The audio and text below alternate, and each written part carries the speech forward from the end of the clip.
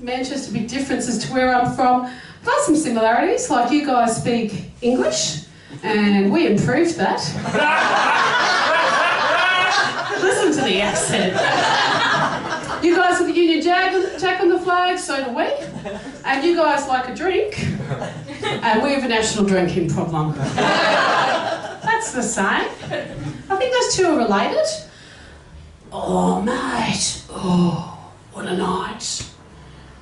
We're looking to design a flag today. Maybe we should just copy someone else's.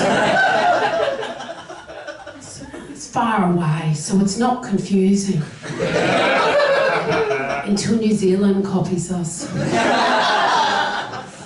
I wrote that, and I found out the New Zealand flag predates ours. By 60 years. Not even a little bit. I'll leave you with this. In Australia, we have something called a Queen's Birthday bank holiday. I know, it's amazing. You should get one.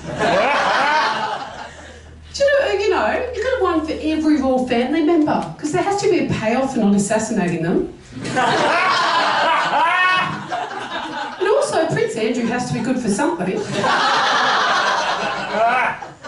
Someone said maybe you shouldn't say that.